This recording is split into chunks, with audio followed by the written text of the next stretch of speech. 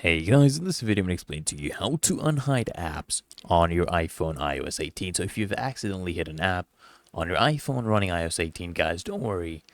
Here is how you can unhide it and bring it back to your home screen in no time. Let me show you how to do this step by step. So first things first, of course, locate the app in the app library. So swipe left through your home screens until you reach the app library. Then what you're going to do, guys, is you want to use the search bar at the top to find the app you hid.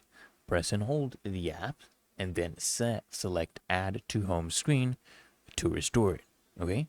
Then what you want to do, guys, is you want to re-enable apps hidden via screen time. So open settings and navigate to screen time, tap on content and privacy restrictions, and enter your screen time password. Then what you're going to do, guys, is you want to select allowed apps and toggle the app back on to make it visible. Okay? And then what you need to do is you want to reveal hidden home screen pages. So basically what you're going to do is long press a blank area of the home screen to enter edit mode. Then what you're going to do is you're going to tap the three dots at the bottom to view all your home screen pages, then recheck the pages containing your hidden apps, and then just tap on done.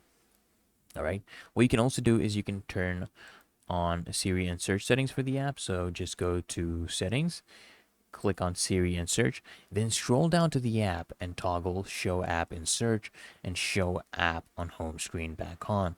And if needed, guys, what you can do is if the app was hidden due to deletion, just visit the app store, search for the app and tap the download icon to reinstall it. And there you go, guys. Your app is back and ready for use.